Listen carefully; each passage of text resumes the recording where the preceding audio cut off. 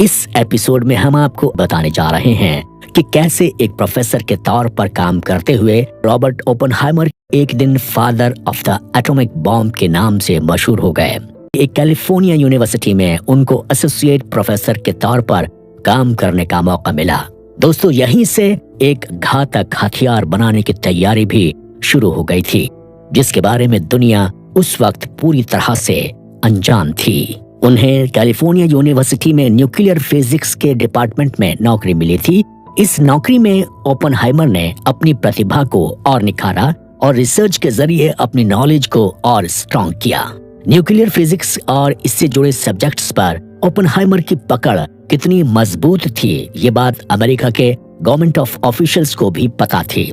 इसीलिए अमेरिका ने second world war को जीतने के लिए हथियार बनाने की रेस्पॉन्सिबिलिटी के लिए ओपेनहाइमर को चुना।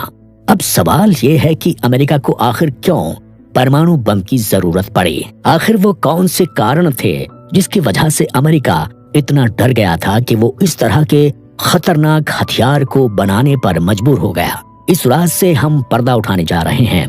दोस्तों, बात उन दिनों की है जब पूरी दुनिया सेकेंड वर्ल्ड वॉर को झेल रही थी। 1939 में जब सेकेंड वर्ल्ड वॉर शुरू हुआ था, तब जर्मनी के एडोल्फ हिटलर ने लगभग पूरे यूरोप में अपना दबदबा कायम करने के लिए आतंक मचा कर रख दिया। उसने पूरी दुनिया को अपने आतंक से घुटनों पर लाने की तैयारी कर रखी थी। जहां एक ओर पूरा यूरोप डर और सहम गया था, तो वहीं दूसरी ओर अमेरिका को यह डर सताने लगा था कि अगर हिटलर के साइंटिस्ट ने परमाणु बम बना लिया तो वो दुश्मन देशों पर एटम बम से अटैक कर देगा। इसके बाद पूरे वर्ल्ड में जोरदार तबाही होगी। इसी बात को ध्यान में रखकर अमेरिकन साइंटिस्ट्स ने राष्ट्रपति को एक लेटर लिखा। इस लेटर में बताया गया कि कैसे भी हिटलर के आतंक को रोकना जरूरी है, और ये तभी हो पाएगा जब अमेरिका खुद अपना न्यूक्लियर बम बनाए। राष्ट्रपति ने इस लेटर को काफी गंभीरता से लिया और बिना देरी किए न्यूक्लियर बम बनाने के लिए अपनी मंजूरी दे दी। इस तरह से अमेरिका में परमाणु बम बनने का रास्ता साफ हो गया। 1942 में जब मैनहट्टन प्रोजेक्ट की शुरुआत हुई, तो ओपेनहाइमर को इस प्रोजेक्ट का चीफ साइंस डायरेक्टर बना दिया गया। 1943 में ओपेनहाइमर की देखरेख में जब परमाणु बम बनाने के लिए लॉस अलामोस लेबोरेटरी में साइंटिस्ट की एक नई टीम बनाई गई, इसके बाद उनकी टीम ने इस प्रोजेक्ट पर दिन रात फोकस किया। हालांकि आम लोगों के लिए आज भी ये राज है कि आखिर परमाणु बम बनता कैसे है, लेकिन ओपेनहाइमर की टीम ने दिन रात मेहनत कर परमाणु बम बना ही डाला। जब न्यूक्लियर बम बनकर तैयार हो गया था, तो अब बारी आई इसकी कब और कैसे टेस्टिंग की जाए। काफी मीटिंग्स के बाद जगह और तारीख को चुन लिया गया। फिर 16 जुलाई 1945 यानी सोमवार की सुबह 5:30 बजे वर्ल्ड के फर्स्ट परमाणु बम की टेस्टिंग की गई।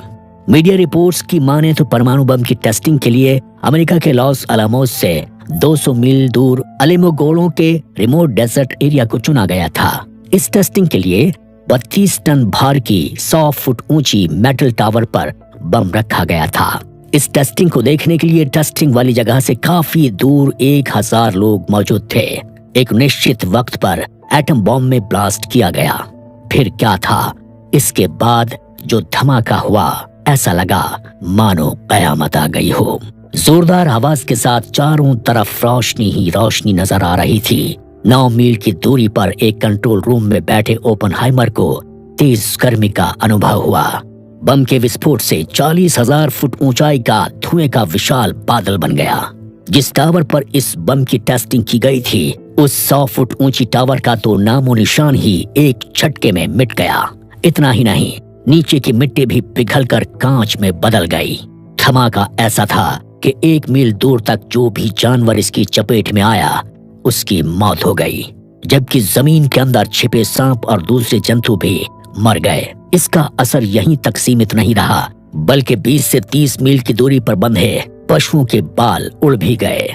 इस विस्फोट को 450 मील की दूरी तक लोगों ने देखा। रॉबर्ट ओपेनहाइमर की देखरेख में इस एटम बम को तैयार किया गया था। उनकी इस शानदार कामयाबी को देखकर पूरी दुनिया कांप उठी थी। हालांकि ये भी सच है कि ओपेनहाइमर ने खुद इस न्यूक्लियर बम को बनाया नहीं था, यानी कि उन्होंने इस बम को फिजिकल शेप देने के लिए काम नहीं किया था।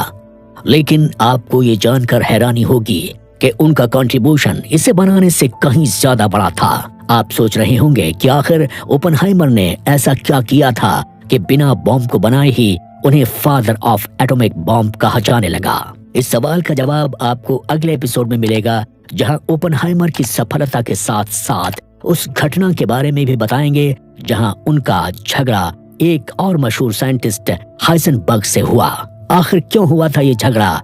लड़ाई की वजह क्या थी?